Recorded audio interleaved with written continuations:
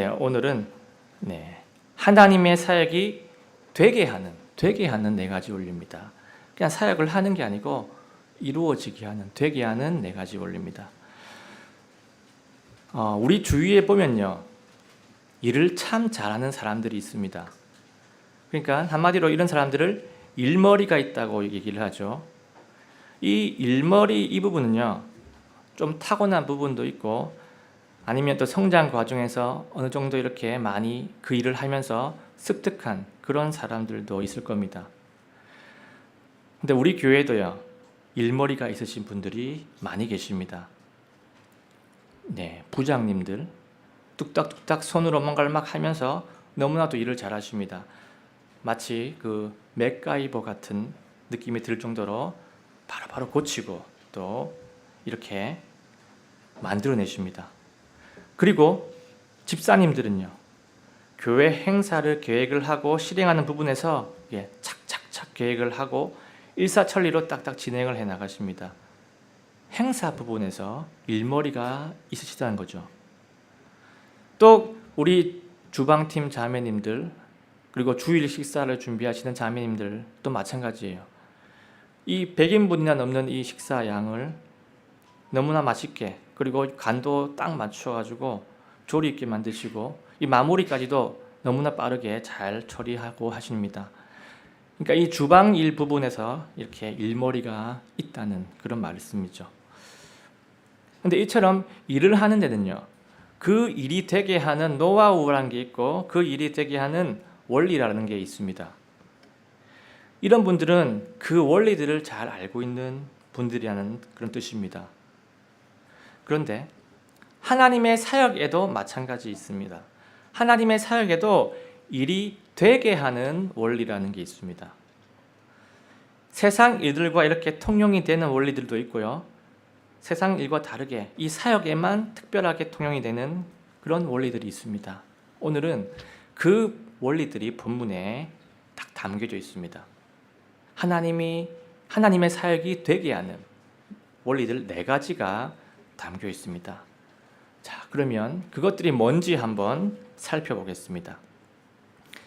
이 느헤미야기 11장을 딱 보시면 어떤 내용이 나오냐면요, 재건한 예루살렘에 그 사람들을 딱 옮겨오는 이런 내용들이 기록이 되어 있습니다. 지금은 예루살렘이 텅텅 비어 있기 때문에 사람들을 옮기는 게 지금 중요한 관건입니다. 지금까지 이 예루살렘 성벽을 재건시킨 이유가 예루살렘에 사람을 살게 하기 위해서 재건을 시킨 겁니다. 성벽을 재건하는 이 자체가 목적이 아니었고요, 예루살렘에 백성들이 살아가게 만들고 하나님을 예배하는 그 거룩한 도시를 만드는 게 바로 목적이었습니다. 근데 지난번에 느헤미야기 7장에 보면 이런 내용이 나왔죠. 인구 조사를 딱 했습니다.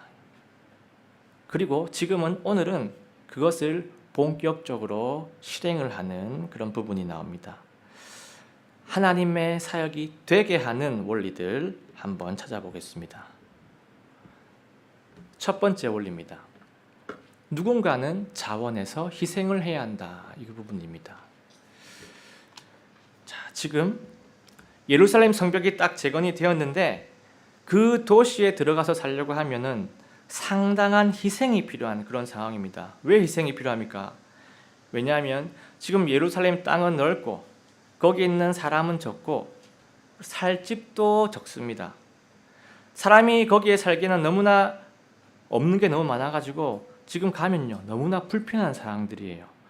제반 시설이 지금 없기 때문에. 그래서 지금 각자가 다 자기 지역에서 너무나 잘 살고 있는데 갑자기 그 불편한 도시에 가서 살려고 하면요, 아무도 안 가려고 할 겁니다. 이건 누구나 다 같은 마음일 겁니다. 내가 지금 살고 있는 지역을 옮기려고 하면 다 싫을 겁니다. 자, 그런데 이 본문을 보시면 이런 예루살렘에 들어와서 먼저 자리를 잡은 사람이 있다라고 지금 본문에 나와 있습니다. 자, 그들이 누굴까요? 자, 11장 1절입니다.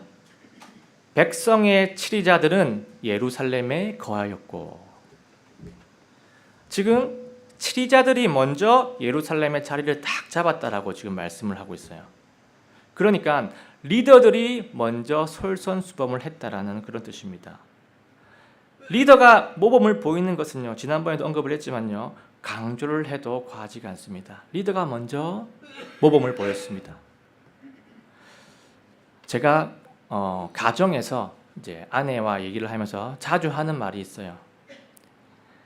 우리가 모범을 보이지를 않으면 우리가 아이들 교육을 제대로 시킬 수가 없다, 이런 얘기를 종종 하곤 합니다.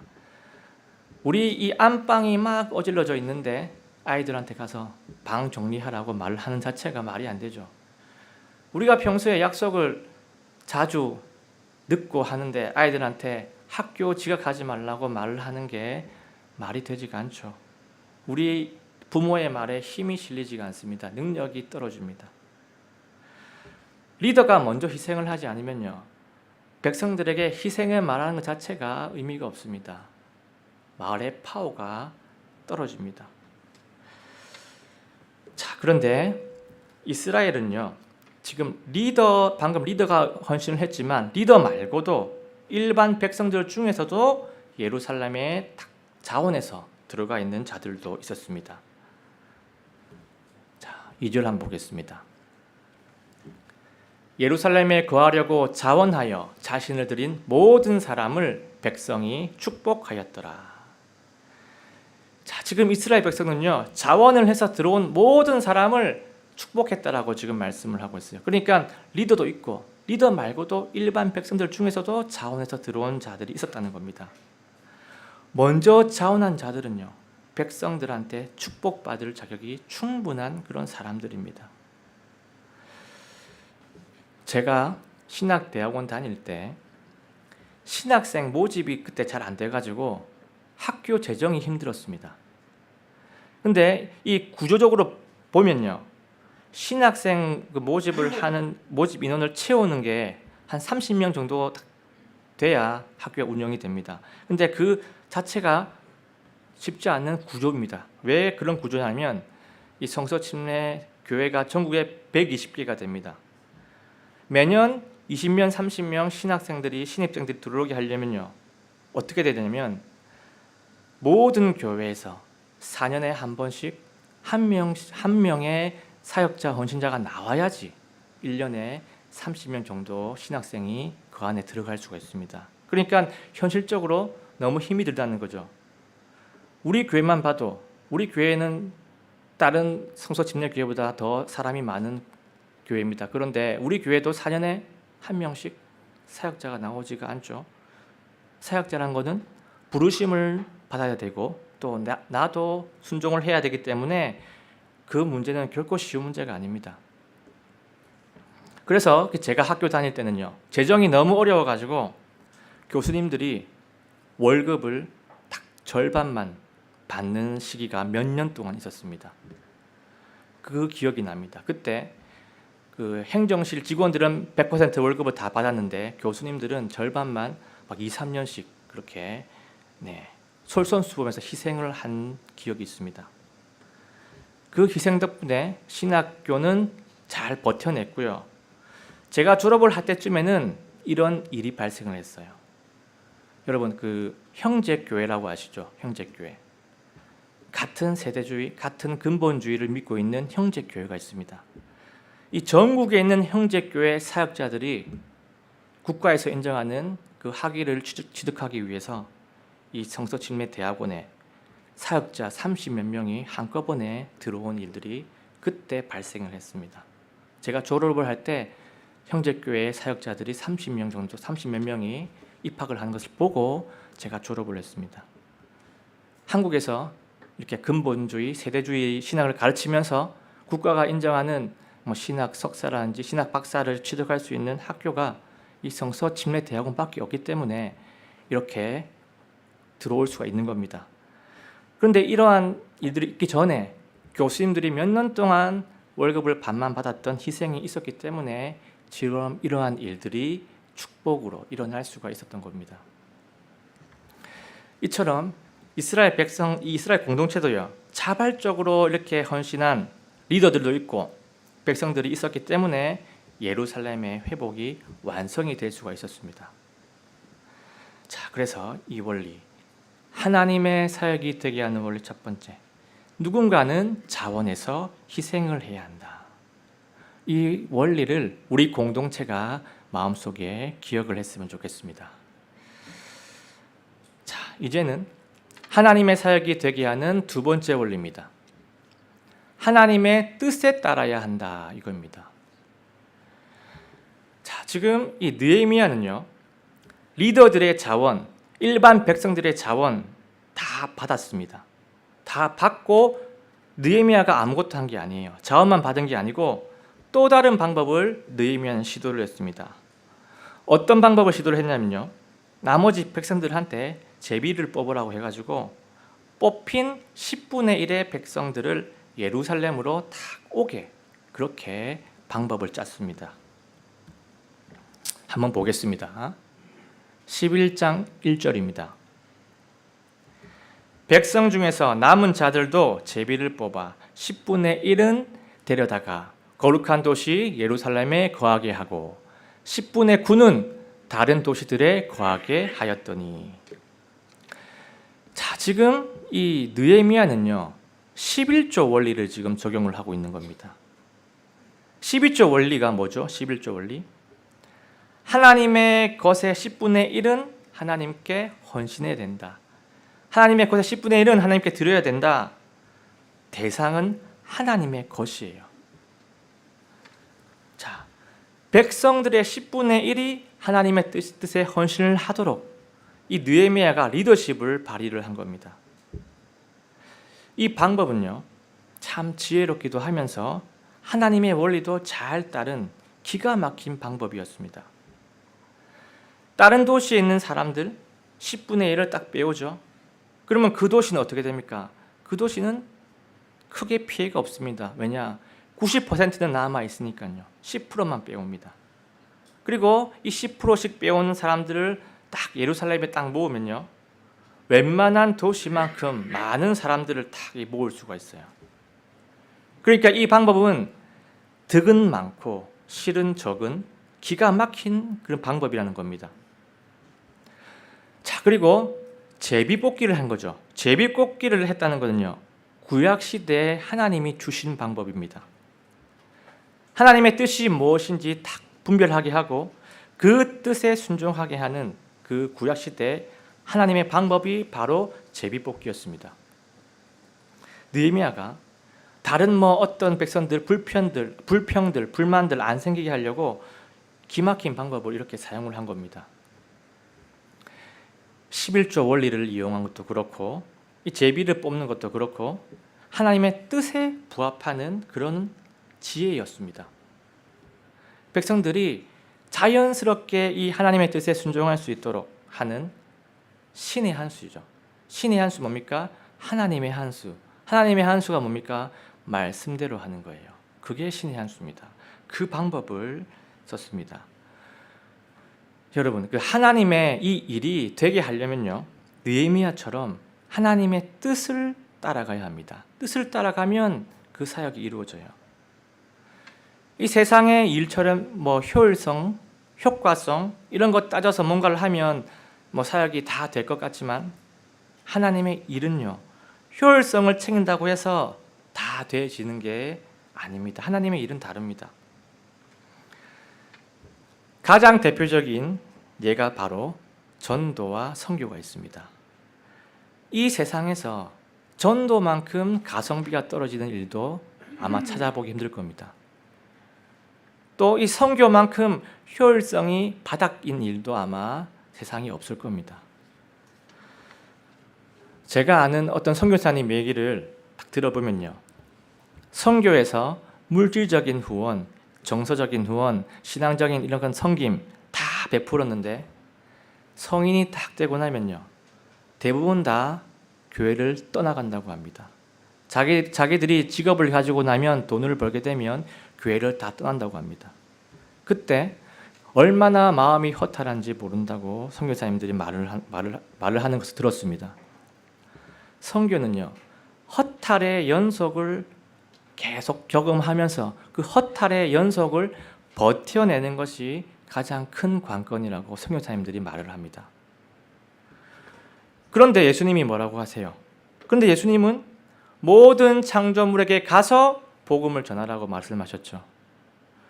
그러면 우리는 어떻게 합니까? 그러면 우리는요, 그 뜻에 순종을 해야 합니다. 가성비가 엄청 떨어져도 순종을 해야 합니다. 한 영혼을 위해서라도 가서 순종을 해야 합니다. 그 결과가 뭡니까? 그 결과가 바로 우리 교회예요. 지금 우리 교회가 존재하는 것이요, 미국 선교사님, 미국의 성도님들이 몇백 배의 투입과 몇십 배의 헌신과 몇백 번의 허탈감을 다 감내한 후에 나타난 하나님의 열매가 바로 우리 교회입니다. 묵묵히 하나님의 뜻을 딱 따랐기 때문에 되어진, 하나님이 되게 하신 하나님의 사역이 바로 우리 교회입니다. 그래서요, 하나님의 사역이 되게 하려면요, 두 번째, 하나님의 뜻에 따라야 한다. 이것을 우리가 명심할 필요가 있습니다. 자, 이제는 하나님의 사역이 되게 하는 원리 세 번째입니다. 하나님이 세우신 리더십을 존중하면서 질서 있게 행해야 한다. 이 원리가 본문에 나옵니다. 자, 오늘 본문 11장의 3절에서 24절까지 내용은요, 어떤 내용이 나오냐면 예루살렘의 자리를 잡은 사람들의 명단이 쭉 계속 기록이 되어 있습니다. 그래서 이 본문을 쭉 계속 읽으면 조금 지루할 수 있어요. 사람 이름이 계속 나오기 때문에. 그런데 이 내용이 뭔지 보면 괜찮습니다. 11장 3절에서 9절입니다. 예루살렘에 거주하는 지방 우두머리들의 명단이 쭉 나오고요. 10절에서 14절은 제사장들 명단이 쭉 나옵니다. 그리고 15절에서 18절은요, 레위 사람들 명단, 19절에서 21절 성전 문지기하고 성전 인꾼들 명단이 나오고, 22절에서 24절은요, 페르시아 왕의 임명으로 온 사람들 명단이 쭉 나옵니다.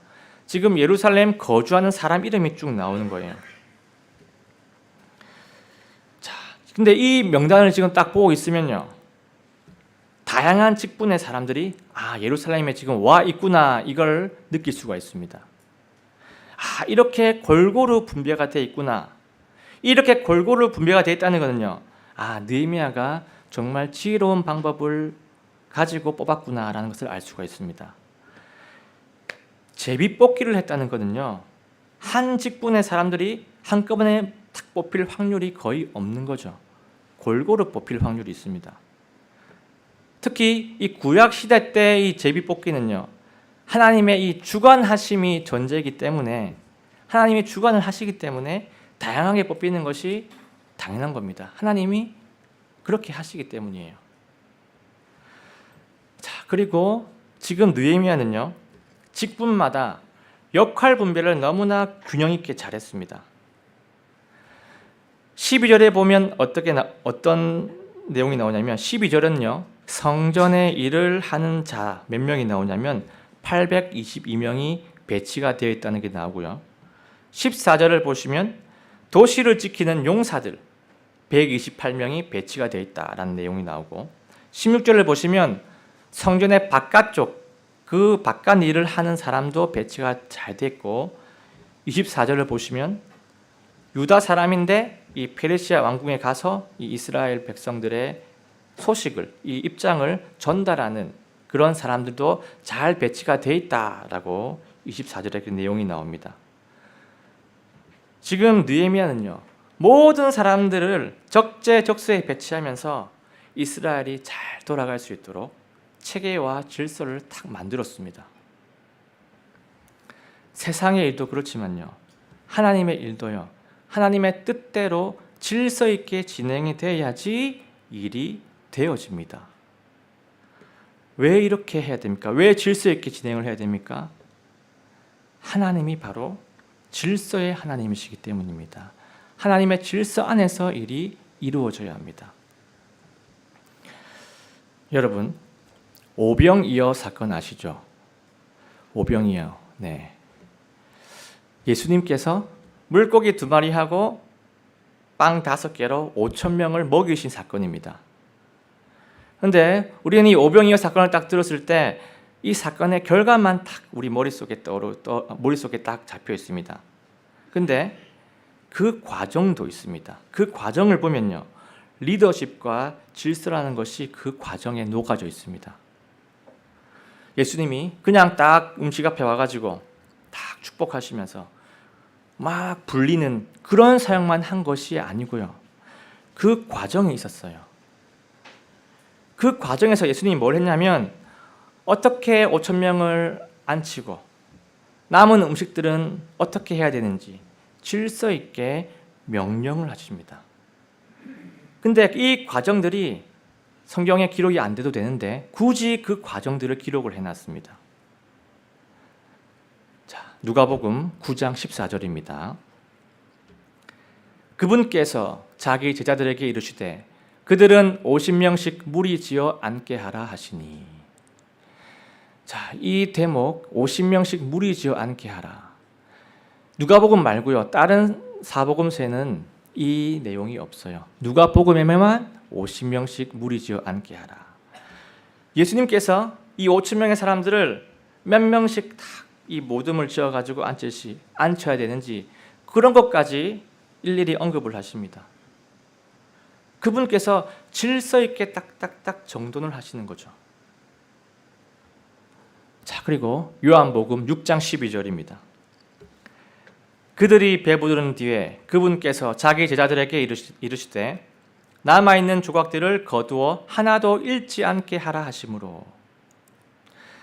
자, 지금 예수님 뭐라고 하십니까? 먹고 남은 음식물 정리하는 부분까지 굳이 언급을 하세요.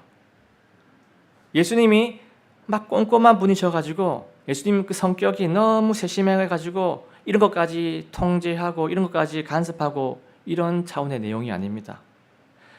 질서 있게 정리를 딱 해가지고 예수님께서 베푸신 은혜가 얼마나 충만했는지, 얼마나 차고 넘쳤는지 알게 하기 위해서 리더십을 발휘하신 겁니다. 이 대목에서 키워드는요, 질서와 리더십이에요. 예수님께서 질서를 챙기셔가지고 리더십을 발휘하셨습니다. 무엇을 위해서 이렇게 하셨습니까? 무엇을 위해서? 예수님의 일들이 되어지게 하기 위해서, 사역의 의미가 드러나게 하기 위해서 질서를 챙기시고 리더십을 예수님이 발휘를 하신 겁니다. 교회에도 질서라는 것이 있고 교회에도 리더십이라는 것이 있습니다. 사람이 만든 질서를 말하는 게 아니고 사람이 뽑은 리더십을 말하는 게 아닙니다. 예수님이 원하시는 질서라는 것이 있고 예수님이 부여하신 리더십이라는 것이 교회에도 있습니다. 오늘 느헤미야는요, 하나님의 원리를 잘 적용을 해가지고 리더십을 탁 발휘했습니다. 너희의 10분의 1은 예루살렘에 가서 너희의 인생을 헌신하라, 이렇게 명령을 했습니다. 왜죠? 이스라엘 자체가 하나님의 것이기 때문에 10분의 1은 거기 가서 헌신하라는 겁니다. 그리고 10분의 1을 정하는 것도요, 하나님의 방법, 제비뽑기를 사용을 했습니다. 이 방법을 결정한 것도 바로 리더십입니다. 그리고 이 모든 사람들을 적재적소에 배치를 시킨 것은요, 질서를 구축한 거예요. 질서 있게 체계를 탁 구축을 한 겁니다. 그래서 하나님의 사역이 되게 하는 원리, 세 번째는 하나님이 세우신 리더십을 존중하면서 질서 있게 행해야 한다. 이것을 우리가 알 수가 있습니다. 자, 그러면 하나님의 사역이 되게 하는 네 번째 원리는 이겁니다.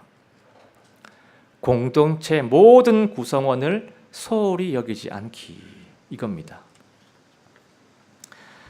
자, 오늘 본문에 11장 25절에서 36절까지 내용은 어떤 내용이 나오냐면요, 예루살렘 딱 있는데 이 말고 다른 마을에 살고 있는 유다 지파, 베냐민 지파에 대한 이야기가 나옵니다. 한번 보겠습니다. 25절입니다. 마을들과 그곳들의 들에 관하여는. 자, 여기서 마을은 어떤 마을을 얘기하냐면요, 예루살렘 말고 다른 지역을 얘기합니다. 그 마을과 그 마을 안에 있는 들판들을 얘기합니다. 유다 자손의 일부가 기럇 아르바와 그곳의 마을들과 디본과 그곳의 마을들과 여갑스엘과 그곳의 마을들에 거하였고. 자, 지금 구절은요, 이 예루살렘이 아닌 다른 마을에 대해서 지금 쭉 열거를 하고 있는 거예요. 지금 본문에 나오는 기럇 아르바, 또 뭐 있습니까? 디본, 여갑스엘, 이런 것들은 뭐냐면요, 그 지역의 명입니다. 지역 이름이고요. 지금 이런 지역에 유다 지파들이 살고 있다라고 이 얘기를 하고 있는 겁니다. 그리고 이 25절에서 이 36절까지 쭉 가면 어떤 내용이 나오냐면, 유다 지파, 이 베냐민 지파가 예루살렘이 아닌 다른 어떤 마을에 살고 있다, 이것을 계속 그 지역을 쭉 나열을 하고 있습니다. 자, 여러분, 그러면 왜 이런 내용을 기록을 해놨을까요? 예루살렘 말고 다른 지역에 살고 있는 그 지역명을 왜 이렇게, 바로 앞에 부분은 예루살렘에 살고 있는 사람들 명단을 쭉 기록을 했는데, 그 다음에 왜 다른 지역 사람의 내용들을 이렇게 배치를 딱 해놓았을까요? 지금 예루살렘에는요, 느헤미야의 지혜와 리더십으로 많은 사람들이 가득 차 있습니다. 지금 예루살렘은 회복이 되었어요. 이스라엘의 중심 부분이 회복이 탁 되었습니다. 지금 모든 이목이 예루살렘에 쏠리고 있습니다. 그런데 갑자기 다른 지역으로 카메라를 싹 돌리고 있는 그런 상황입니다. 우리는 종종 이 교회 사역을 딱 볼 때요, 좀 더 중심이 되고 좀 더 큰 역할을 하고 있는 성도님들이나 아니면 좀 더 큰 영향력을 미치고 있는 사역들에게 그 이목이 탁 쏠리는 경향이 있습니다. 겉으로 보기에 더 눈에 잘 띄고 더 도드라져 보이는 이런 사역들에게 탁 집중이 되는 경향이 있습니다. 어쩌면 그게 자연스러운 겁니다. 그런데 우리가 놓치지 말아야 할 부분이 있는데요, 하나님의 사역은요, 너무나 광범위합니다. 우리 눈에 잘 안 띄고 관심도가 떨어지는 이 주변 쪽도요, 하나님의 일들은 여전히 이루어지고 있습니다. 우리는 방금 예루살렘에 사람들이 모이고 예루살렘이 회복이 되는 것, 이런 것들이 우리 이목을 확 잡았습니다. 근데 실제로는요, 예루살렘 이외의 지역들이 더 넓고요, 예루살렘 말고 그 주변에 사는 사람들이 더 많고 더 많은 백성들이 그 지역에 살아가고 있습니다. 이 다른 지역에도 하나님의 사역들이 다 이루어지고 있고, 다른 지역에도 사람들이 막 늘어나고 있고, 다른 지역에도 발전이 되고 지금 회복이 되고 있습니다. 하나님의 일 앞에는요, 아웃사이더 지역이라는 것이 없습니다. 하나님을 섬기는 성도들 중에는 아웃사이더가 없어요. 주변인이 없다는 겁니다. 제비뽑기에 당첨돼가지고 예루살렘에 온 사람들도 하나님의 귀한 사역자이고, 안 뽑혀가지고 다른 지방에 그대로 남아있는 사람들도 여전히 하나님의 존귀한 사역자입니다. 교회는 이런 부분들을 놓치지 말아야 합니다. 눈에 띄던 눈에 안 띄던 안 보이는 곳에서 묵묵히 섬기고 있는, 신실하게 섬기는 성도님들이 소홀히 여김받지 않도록 우리는 신경을 써야 합니다. 예를 한번 들어보겠습니다. 네, 우리 교회에 묵묵히 신실하게 섬기고 있는 분들이 너무 많아가지고 예를 들 분들이 많은데, 한 그룹을 하나 소개를 하겠습니다. 우리 교회에서 눈에는 잘 띄지는 않지만 이 섬김의 비율이 가장 높은 그룹이 있습니다. 다 소모임마다 다 섬김의 비율이 높지만 눈에 잘 안 띄는 한 그룹, 그 중에 어떤 그룹인지, 자, 이 그룹은요, 모든 성도님들이 뭔가를 다 하고 있습니다. 솔직히 공동 1등이 많습니다. 하지만 제가 제일 눈에 안 띄는 그룹 하나를 소개하겠습니다. 어떤 그룹일까요? 바로 청년부입니다. 눈에 잘 띄지 않아가지고 그렇게 안 느껴질 수 있겠지만 속을 딱 들여다보면요, 청년부는 모든 지체들이 묵묵히 맡은 사역을 해나가고 있습니다. 모든 청년들이 방송팀, 예배준비팀, 찬양팀, 주일학교 교사 다 투입이 되어 있습니다. 최근에 이렇게 된 게 아니고요, 아주 오래전부터 계속 이래 왔습니다. 눈에는 잘 띄지 않아서 몰랐을 수도 있습니다. 왜 눈에 잘 안 띄었을까요? 왜 눈에 잘 안 띄었냐면요, 청년부 모두가 하는 일이 땀을 흘리고 노동하는 이런 일이 아니고, 하드웨어적인 부분이 아니고 소프트웨어적인 부분, 컨텐츠 부분, 다시 말해서 방송, 예배, 교육 이쪽을 다 섬기고 있기 때문에 눈에 잘 띄지가 않는 겁니다. 그 중에 단 한 명도 손을 놓지 않고 묵묵히 헌신을 하고 있습니다. 특히 주중에 주일 예배에 준비하는 일들, 매주 단 한 주도 빠짐없이 준비를 하고 있고요. 성도님들이 많이 모이지 않지만 그래도 수요 기도 모임 진행이나 준비 매주 해왔습니다. 코로나 기간 때도 단 한 주도 빠지지 않았어요. 제가 10년 동안 예배 부장이었기 때문에 그 속을 속속히 잘 알고 있습니다. 수년 전에 아주 가끔 잘 모르시는 분들이, 그러니까 여기 계신 분들이 아니고요, 수년 전에 우리 교회에 있다가 또 다른 데로 간 몇 분들, 불특정 몇 분들이 이런 얘기를 한 적이 있습니다. 요즘 애들, MZ세대 교회에 너무 헌신을 안 하는 것 같다고 문심고 그 얘기를 제가 옆에 들었을 때 제 마음이 얼마나 아팠는지 모릅니다.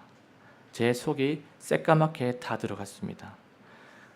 우리 교회 청년부는요, 극강의 성실함으로 하나님을 늘 섬기고 있었습니다.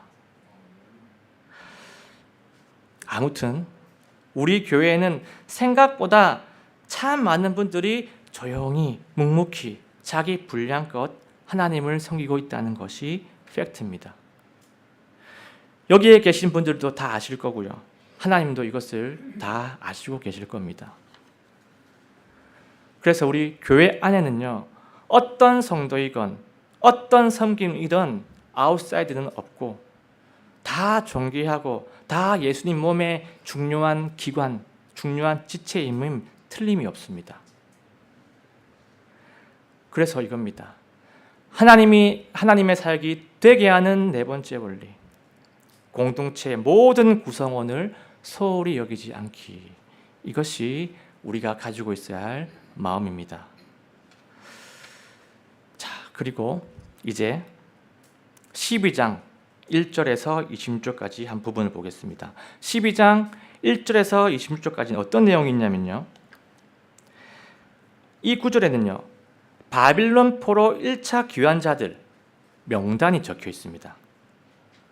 그러니까 지금 느헤미야가 이 기록을 하고 있는 이 시점보다 90년도 더 전에 있던 일, 더 전에 있던 포로에서 귀환한 자들의 명단이 적혀 있고, 그때 그 자들이 무슨 일을 했는지 그게 기록이 쭉 되어 있습니다.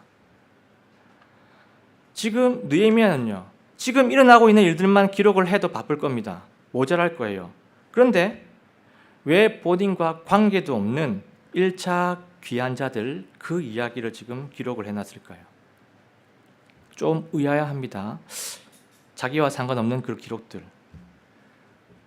그런데 그 이유는 하나입니다. 그 이유가 뭐냐면요, 이스라엘 회복을 위해서 헌신했던 모든 사역들, 이스라엘 회복을 위해서 헌신했던 모든 사람들을 하나님이 다 기억하고 있다는 것을 보여주기 위해서 기록을 한 겁니다. 하나님이 그렇게 기억을 넣어주신 겁니다. 1차 귀환자들의 한 명 한 명 이름을 다 기록을 했고요, 그 1차 귀환자들이 그때 했던 사건, 일들 하나하나를 다시 다 기록을 했습니다. 하나님께서 백성들의 수고를 결코 허투루 여기지 않겠다는 것을 보여주고 있는 겁니다. 우리 하나님은요, 그분의 뜻을 위해서 열심히 애쓰는 그 누구도 놓치지 않으시고요, 그 어떤 일도 잊어버리지 않으십니다. 반드시 기억을 하셔서 그분의 성품대로 보상을 해주십니다. 여러분, 보상은요, 뭘 얘기하냐면 보상은 하나님의 성품을 얘기하는 거예요. 보상이 주어진다, 하나님의 성품을 얘기하는 겁니다. 하나님은 이러한 은혜의 하나님이십니다. 하나님은 결코 우리에게 악덕 주인이 아니고요, 악덕 주님이 아닙니다. 은혜가 충만하신 선한 목자가 되신 우리의 주님이 되십니다.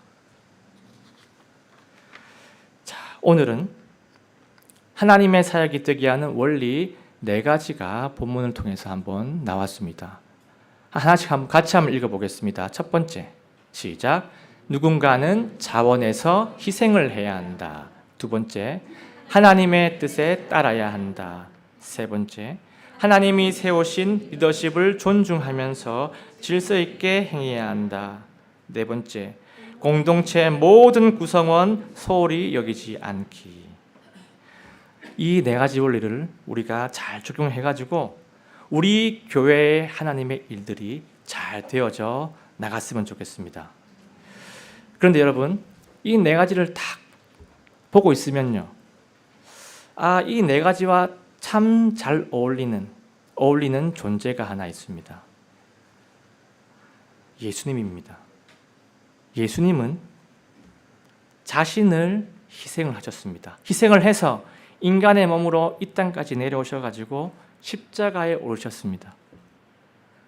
그리고 하나님의 아들이신데 하나님과 잠깐이라도 분리되는 이 상황, 심적으로 너무 힘들지만 그래도 죄인을 구원하기 원하시는 하나님의 뜻을 알았기 때문에 하나님의 뜻에 그대로 따랐습니다. 왜 하나님의 뜻을 그대로 따랐을까요? 왜냐하면 이 헌신 끝에 하나님이 하실 일을 알았기 때문입니다. 이 헌신 끝에 하실 하나님을 신뢰했기 때문입니다. 하나님은 어떻게 하셨습니까? 하나님은 죽으신 예수님을 완전히 높이셔가지고 부활의 첫 열매가 되게 하시고 인류의 모든 죄도 다 구속하게 해주시고 예수님을 하나님의 왕자 오른쪽에 올리셨습니다. 모든 만물 중에 가장 뛰어난 이름이 되게 하시고 왕들 중에 왕이 되도록 예수님을 하나님이 올리셨습니다. 하나님이 이렇게 하신 겁니다. 우리도 이러한 하나님의 섭리, 이러한 하나님의 원리, 이러한 하나님의 성품을 신뢰하기를 원합니다. 하나님의 이 일 앞에서 그 일이 되게 헌신을 할 때 하나님은 그분의 일을 반드시 이루실 거고요, 헌신한 우리들을 하나님의 영광으로, 은혜의 보상으로 분명히 반드시 채워주실 것입니다. 하나님은 그러한 은혜의 아버지십니다. 마지막으로 성경 한 구절을 딱 읽으시면서 하나님의 선하심을 인정하시면서 끝까지 주님 앞에서 신실한 우리 교회가 되시기를 예수님의 이름으로 간절하게 소원합니다. 고린도전서 15장 57절 58절 다 같이 읽겠습니다. 시작. 그러나 우리 주 예수 그리스도를 통해 우리에게 승리를 주시는 하나님께 감사를 드리노라. 그러므로 내 사랑하는 형제들아, 너희는 굳게 서서 흔들리지 말고 항상 주의 일을 넘치게 하라. 너희 수고가 주 안에서 헛되지 않은 줄 너희가 아느니라.